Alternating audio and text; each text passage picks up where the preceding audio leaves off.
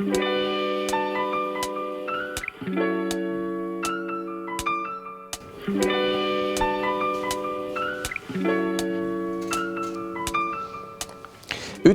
kliendil on alati õigus on tuntud kauplemiskultuuri sünonüüm.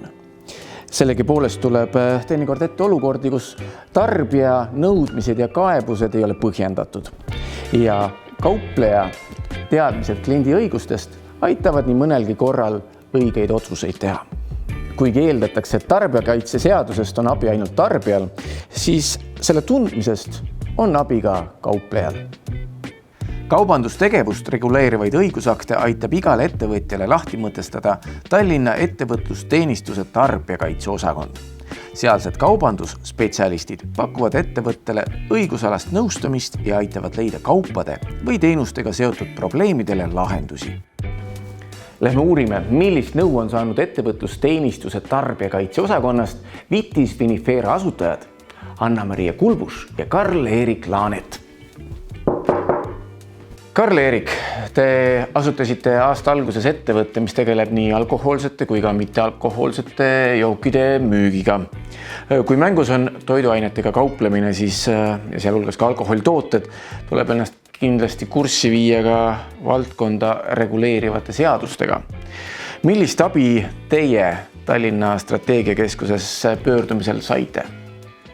Kui me asjaga alustasime, et siis esialgu jooksime päris kiiresti, jooksime tegelikult kinni, et väga palju oli erinevaid selliseid seadusandlusega seonduvaid punkte, millest me ei olnud siis teadlikud või ei osanud nende asjade peale mõelda.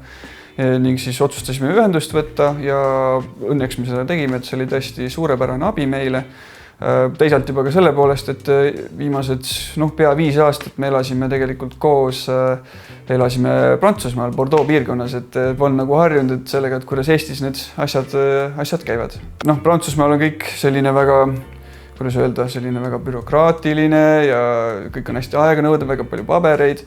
Eestis võtsime telefoni kätte, helistasime ja üsna lihtsasti ja hõlpsasti sai tegelikult kõikidele küsimustele vastused, et tõesti väga palju abi on pakkunud meile. Millised olid need põhimured, mis tekkisid pärast ettevõtte registreerimist? Üsna kiiresti tekkis küsimus, et mis nüüd edasi, kuhu nüüd, mis on järgmine samm, et kas tuleks alustada kauba tellimisest. Kui me näiteks tellime kauba ära, siis kuidas me selle aktsiisiga toimetame, kuidas selle maksmine käib. Siis juba tekkis järgmine küsimus, et kuna me tahame ka e-poodi avada, siis mis reeglid sellega on, et kuidas käib e-poe avamine, mis seadustega me kursis peame olema. Jõudsime sellega seoses järgmise küsimuseni, et mis vahe on hulgi- ja jaekaubandusel. Siis samuti, kuna tegemist on alkoholiga ja sellega on kindlasti rohkem seadusi, millega peab kursis olema, siis tekkis küsimus, et mis erinevaid ameteid me peame ka teavitama oma tegevusest. Ja üks veel, mis oli hästi tähtis küsimus, et kuna meil oli välja valitud üüripind ja selle kasutusotstarve oli vale, siis kuidas seda muuta ja kuidas sellega toimetada? Millist abi olete te saanud Tallinna strateegiakeskuse poolt oma äri arenguks?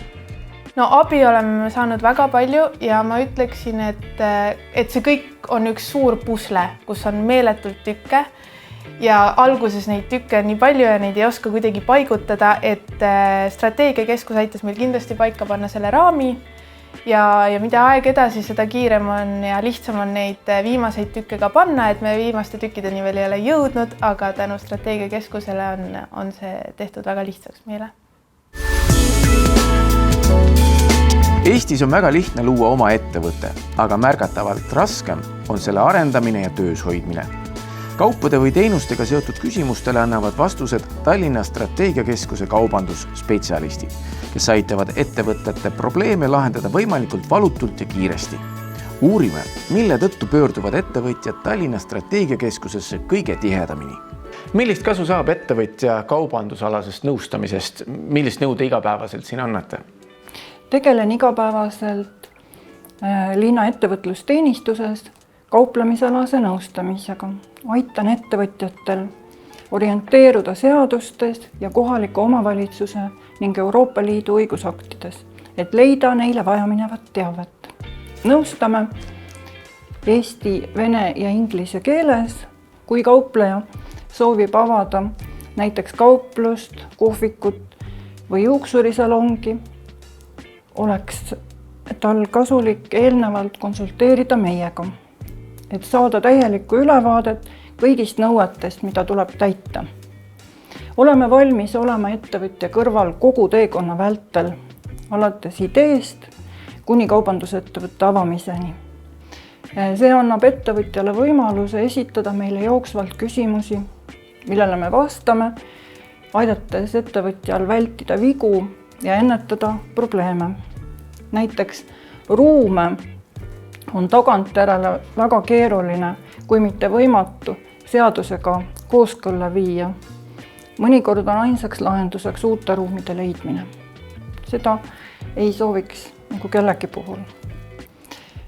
Paljud on üllatunud, et kauplemine on vaba majandustegevus, mille jaoks ei ole vaja luba.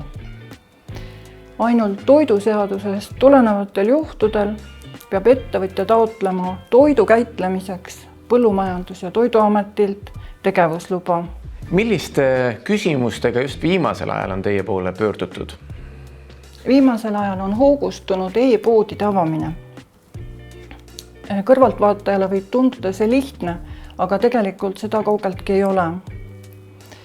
On väga palju nõudeid, mida kaupleja peab sel puhul täitma ja väga suur hulk teavet tuleb ostjatele veebilehel kättesaadavaks teha.